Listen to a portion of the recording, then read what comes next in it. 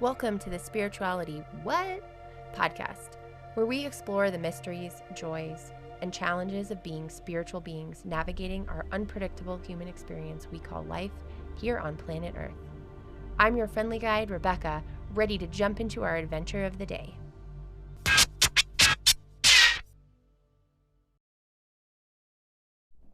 Whoa, it is Wednesday. We are back. Happy hump day from Spirituality What? I'm Rebecca, and welcome to part 2 of our Tarot as Spiritual Beings with Sassy episode. This week, we're going to talk about Sassy's recommendations for starting with tarot, what it means to have an intuitive reading.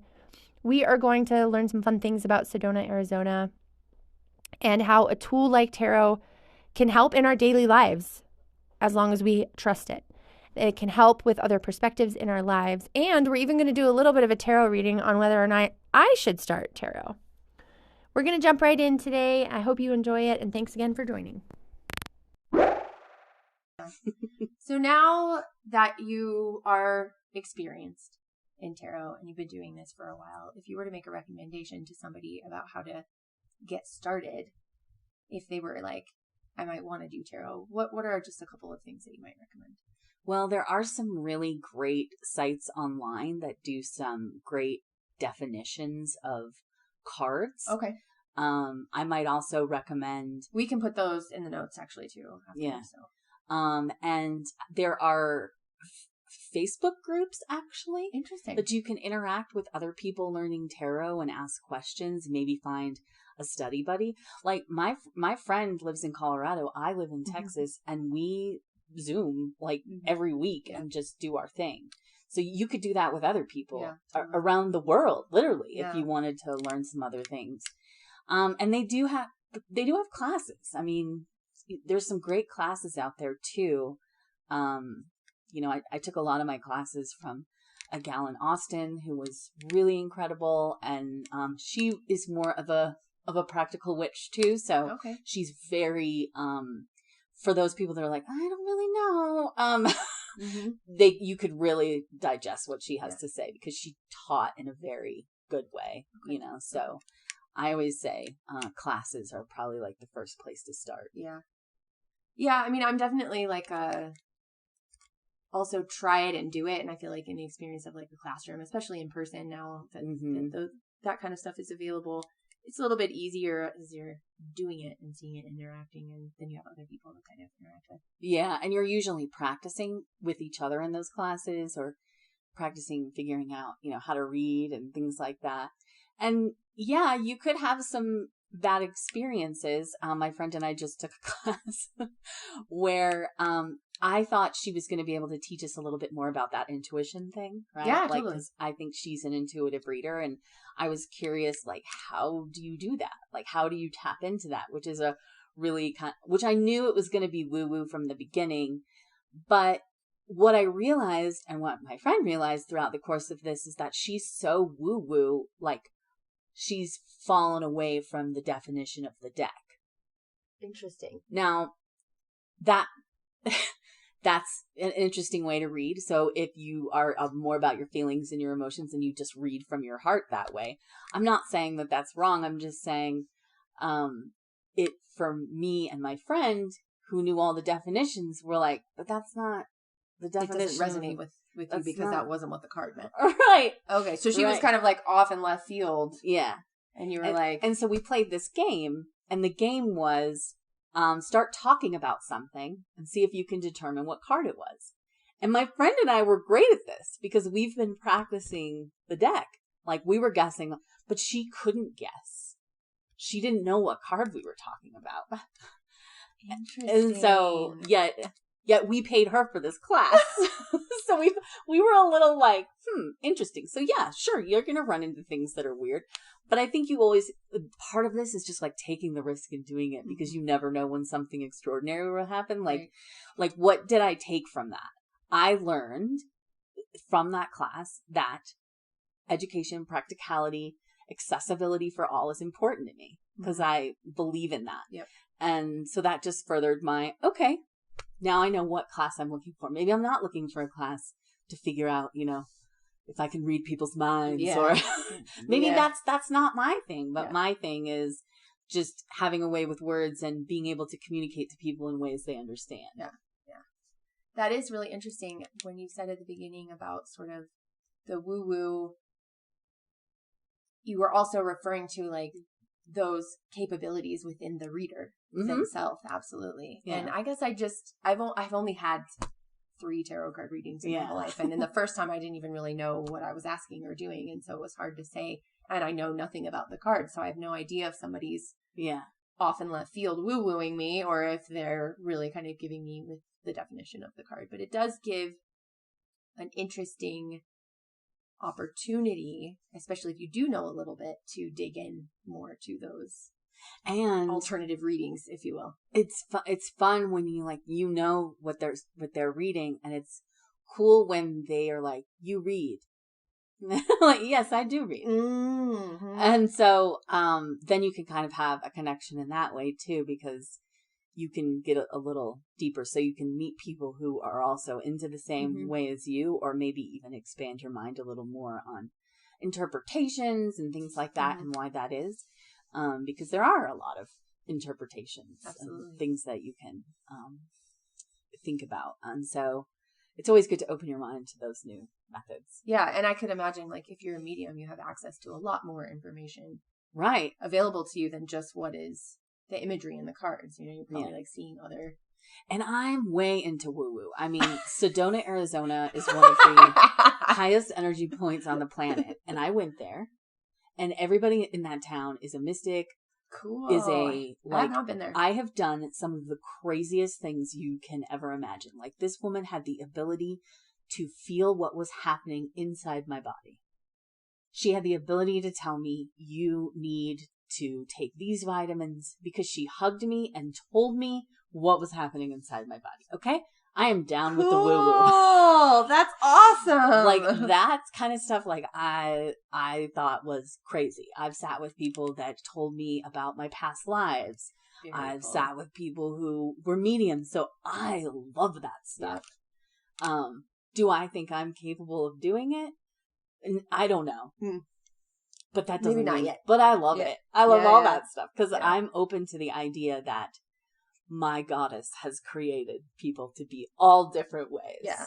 You know, with all different capabilities. Yeah, I'm super, I would love, I'm waiting for the day. I'm always like, yes, I also want to be able to be a medium. And yes, I also want to be able to detect these things. I'm like, just waiting for it to kind of figure its way into one day we're just going to be like, oh shit, I hear grandma. What's up? Yes, that will be awesome. I do have on my list to go to Sedona, Arizona. We haven't been, but I hear a lot of really great things. And just to go sit on the land and meditate next to a vortex, that energy, I mean, I'm an energy feeler, you know. When I hold my deck, I can feel energy off the cards. Oh, that's cool. I'm drawn to, like, certain cards will feel warm to me. So I guess I do have some of those little woo-woo things, you know. Maybe I don't want to admit them. But I certainly can't hug someone and know what's going on inside their body. Exactly. That is a really cool, unique one for sure. Anyways, shout out to Sedona Soul Adventures, SOUL. I've done many, we'll 2 different tours with them, and they give you a guide and they take you through this crazy journey that is just, you come back a different person. Like, very cool. If you're stuck in your life, if you don't know which way to go next, if you need some personal time with no cell phone and just people helping you. Sedona Soul Adventures. Yeah. I'll have to look that up. We'll put that in the notes along with some of the other websites that you were kind of referring to. So, how do you find that tarot helps you personally in your life? Either woo-woo or otherwise. Do you have anxiety? Okay. Yeah. So, I mean, I think everybody gets anxious these days and is just like thinking, you know, about different crazy things. And I do a lot of asking the cards for clarity on things, or how is this going to be? You know, like, I just threw a big event and I'd been working on it for 5 months, and the event was happening. And right before, sitting in my hotel room before I went down for all of this madness to happen, I pulled the star card. And the star card is like a child, number one. There are not many children in the deck. Okay. But the star card is a child who is naked. And when naked symbolizes in the card your truest, most authentic self. Like you are able to shine your light and be the best version of yourself that you can possibly be. And I was like, that is the card that you want to get before you throw a massive event. Yeah, right? So, absolutely. So that was just like, okay, that sets the tone. Yep. And it also helps to reset because I don't know if anyone's ever thrown an event, but nothing goes right all the time. Mm-hmm. There's always going to be a problem. You always have to have a plan B. And it's your job to just be calm, cool, and collected and keep going. So you can pull cards throughout, like, you know, as kind of those, okay, yes, remember. Reset, stay strong, keep your smile. We'll be okay. Yeah. Yeah, we'll keep going. So. Okay, so you use it as a way to sort of center yourself. Yeah. To like come back to reality, maybe. Mm-hmm. I don't know. Or just to almost to quiet my mind. Okay. Yeah. To say, you know, because if anyone has any obsessive thought processes, or you think about how you could do things multiple different ways, and maybe if I did that or did this, or maybe I can just pull a card and say, okay. And it can give me something else to be like, I can do that and let it go. Yeah. Which takes a certain amount of trust. Yeah, right? Faith. Yeah, I guess. Yeah. I'm like, again, I'm kind of going back to this, like, how can the cards not be spiritual? Mm-hmm. And it's like, well, if you're pulling a card because you're like, oh, I'm in stress, like I just need a little bit of a dish, like reinforcement or a sign. Yeah. And that's, you know, I think the cards are spiritual, and I think originally they were intended for a certain way. I mean, ultimately they got their start in Italy in the 1300s, and the high class would use the cards as maybe like entertainment or something. So it was kind of taken and turned into this other thing. I'm not a historian. Don't quote me. Don't be like, that girl doesn't know nothing. All right. All I'm saying I'm like, that's more than I know. So we'll go with it. That's just like, anyways. But I think, you know, there is inherent spirituality in them, you know? And so to me, I wouldn't call it a religion, but I would call it, it's a tool. It's a tool to tap into your own sensibilities. Yeah. To your own connection to the universe, to your own subconscious, to your own intuition, right? Like it gives you, right? Because we all have intuition, but it's a matter of being able to translate. Or do you trust the signals? Yeah, trusting it and translating it. And it's like, trusting it is a whole separate thing, but translating it can be really difficult, especially if we've learned over time and over cultural and familial environmental programming to just not trust it or not be able to translate it or just only translate it as fear or, you know, whatever. It's like trying to explain something woo-woo-y to someone who's incredibly logical. Right. Like it's just not going to happen. Yeah.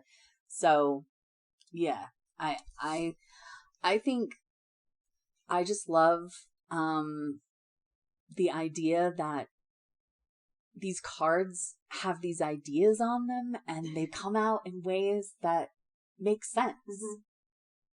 Blows my mind every time. It is. And especially because it is kind of like a limited deck.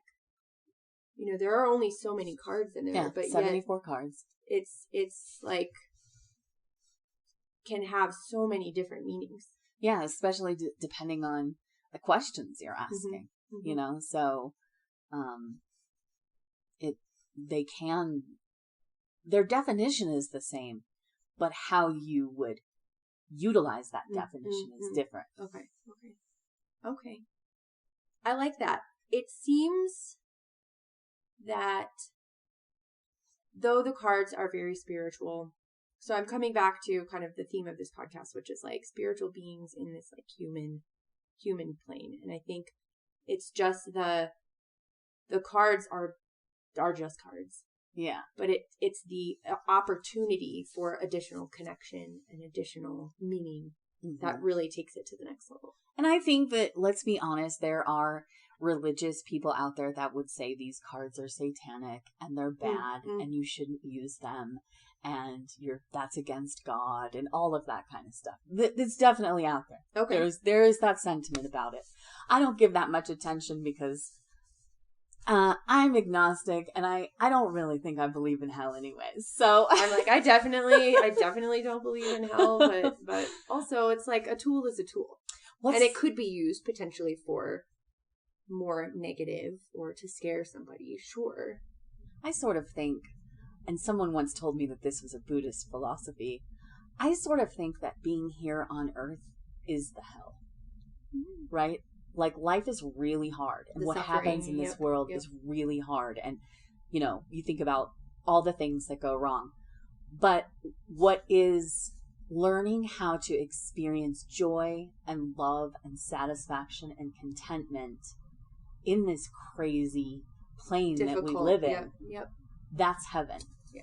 If you're so inclined to believe in that thing. So maybe it's about learning to find it when we're here on earth, and not wondering about it after we're dead, and when no one knows anyway. Yeah, I like that. I do like that. I definitely agree that there is a lot about the incarnation in the human form that is trying and difficult, and it is about learning and growing for sure. And so there are obstacles, and there are things that we have to get past, both I think really difficult. I'm still trying to decide about good and bad, and the balance there. And who it's says? Like, right. I'm like, we only say that things are good and bad because of like the constructs that we've been raised in, and that define that for us. But when you really think about it, and I read this was a story somewhere where this guy's kid, there were a couple of instances, but like this guy's kid fell out of a tree and broke his leg or broke his arm or something, and the neighbors came and they were like, oh my gosh, it's such a bad thing that happened. And the guy's like, oh, was it really? And then the next day the army and the military came to draft kids, between 15 and 18, and his son had a broken arm, so he couldn't get drafted. And then the people came over and said, oh my gosh, that's such a good thing. And the guy was like, is it? And so it's really all about perspective. Right, it is. It's situational anyway, and it's like, one day something could be quote bad, and the other day something could be quote good, when really it just is. Right. It just is, which is kind of interesting. It's also how you shift your perspective, and you have to be willing to change your mind. Yeah. And not get stuck in certain holes. And I think a tool like tarot helps you with that. Yeah. It's almost like little person on your shoulder saying, or you could think about some other options of how to make your life better. Got it. So as a tool to give us a little bit of confidence in our reality. So if you're having anxiety or you're having stress or something, to kind of, as long as you trust, saying, okay, well, this is what it's supposed to be. This is how it's going to go. This is going to be great. But also giving us opportunities to learn more about what it is that's going on. Right. To figure, it's your own personal, what's really going on in my mind? What is really my hang up? Mm-hmm. Why do I always do the same thing? Why am I dating the same person over and over? These are all the questions we need to ask ourselves so that we can change and can be different people. And you have to be open to the idea that maybe what you're doing isn't healthy for yourself, and that's okay. Yeah. And that's the part about it that I think people miss. It's okay to change your mind. Totally. And change your mind again and change your mind again. And you don't have to feel bad about it. Yep. And you don't have to worry about what anyone else thinks. Right. Because this is your life and you get to live it the way you want to live it. Hallelujah. Yes. I like the idea of tarot as therapy. I'm totally into therapy. I'm a huge believer. But the idea, because you're right, when you're experiencing a block of some kind, even with meditation, it can be really difficult to hear the answer. That's right. To get around the block, to let the walls go down just enough to be able to hear what the answer might be. And being able to have a tool that you can ask questions to that forces you to see and interpret a different answer is really interesting. It is. And it's helping you get past your own stubbornness. Yeah. And your own preconceived notions and just all of our biases that we have, because it's sort of this open canvas of this is the next thing that comes up in the deck. And it's like, oh, I never even thought about it that way. How many of us love to be told what to do? I mean, I don't think anybody, right? I'm definitely not 2-year-olds, definitely not adults, like everybody in between. So, I mean, it's hard. Sometimes the messages we need to hear ourselves in a certain way. Even if everyone around us has said it 45 times. It's true. We need to hear it from ourselves, maybe from a tool even. Totally. And internalize it and understand it. Yep. I like that. I also, it's therapy for me in the sense that I get to read for you. Yeah. I get to help you on your journey understand some things. And how, like, and think about how that is. Like, each person's reading is different and people are going through different things and it just opens you up to other ideas. Yep. Or, like, things that you're reading to people and saying to them. I'm like, well, shit, I should take some of that advice. I love that. You're like, okay, mental note. I will do that as well. Okay, that's all. I can see that. So I think it makes me feel good. It helps the other person get some clarity. It's a feel good for me. Yeah. Man, the more we talk about this, I'm like, ooh, I don't know. Like it's not a tarot deck, but I have this like deck of quotes that's like really diminishing probably the quality of the cards that I have because I can't remember what they're called or anything, but somebody gave them to me as a present. And the idea is like every day you sort of pick, you set your intention for the day and then you kind of pick a card and it kind of helps you, gives you some advice or gives you kind of something to look forward to or whatever. And I've never really done it, but now I'm kind of like, oh, this would be like, I love tools that you can use by yourself. Affirmations, intentions, like even if you just say an affirmation and you focus on that thing for the day. Today, I am going to feel good about myself all day. No negative self-talk about yourself. Not your hair looks bad or you have a whisker hanging out of your ear or whatever. None of that. You're going to stop yourself all day. You are the hottest shit in the room. Okay? Just pretend. Yep. As a therapist once told me, put on pretty. Just put it on and pretend. Yes. You know, and then you fake it till you make it. Yeah, I like that. I think I don't know. I might get into. I don't know. I with all of these episodes, I'm like, oh my god, it would be so cool to do that. Oh my gosh, I would love to do that. So I'm gonna have to pick and choose very carefully. I mean, and if you get the right teacher that makes it like a really fun game for you, like they would give personality types of real people to cards so that you could better understand a card and what it meant, and you could then think about that celebrity when you were thinking about the card to kind of help you, kind of think about that. So there are different ways to learn, and it's actually not hard. I thought it would be so hard. I would never remember all this. I can't remember shit in my normal life. Yeah, it seems like a lot to remember all that stuff. But once you get the right tools and you kind of understand how it's all put together, then it's like, okay, start having kind of the aha falls into place. Yeah. Yeah. I love that.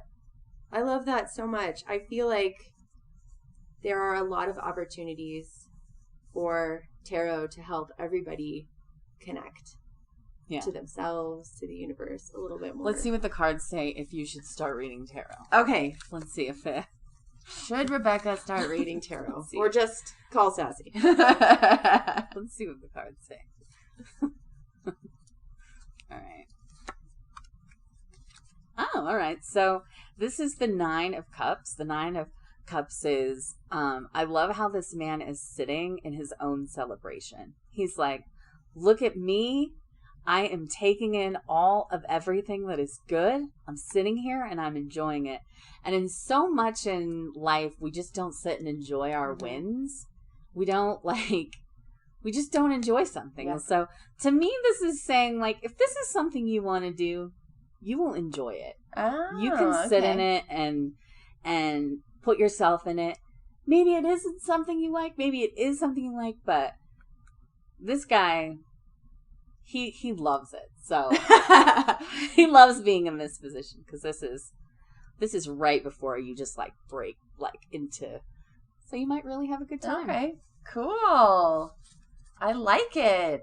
Well, awesome. Well, this has been a wonderful conversation today. I really appreciate it, Sassy. Thank you so much. Absolutely. I love it. It's so good to get to sit with you and talk about this. I love this kind of stuff. Yeah. So I'm just going to ask one final question to kind of close it up, which is, what is one tip about living as a spiritual being in this human existence that you'd like to share with the listeners? Oh, I think the greatest thing that I've learned is detachment and claiming what is yours, but also letting go of what is not yours. Yeah. And what it really allows you to do is to just center in a place of peace. And I would get so mad when people would say that, but somehow I found it. Mm-hmm. Somehow I have managed to find contentment and created a life that is not boggled down by other people's crap. Mm-hmm. And if you can realize what's yours versus what somebody else's, and you can create your own happiness no matter who's around you. Absolutely. I like that. I like that a lot. And then I guess, actually I lied. There's one other question, which is really just, if somebody were interested in contacting you or asking you some questions about tarot, what would be the best way for them to contact you? Sassy reads tarot at gmail.com. Cool. And we will include that in the notes. And thank you, Sassy, so much. I really appreciate it. This is so fun. Thanks for having me. That does it for us this week. Tarot as Spiritual Beings with Sassy. Thank you so much. I really appreciate it. If you're interested in our Spiritual as Fuck or Spiritual Gangsta merchandise, go ahead and check it out. The link is available in the profile in Spotify. You could also just go to thespiritualitywhat.com and there's a merch button there as well. And keep on keeping on. See you next week. Thank you for joining me on today's Spirituality What? Adventure. Subscribe, rate, review, and share this podcast. Visit us on Instagram at spirituality.what to interact, tell us what spirituality means to you, and even provide some of your own personal musings. Human on, you phenomenal spiritual beings.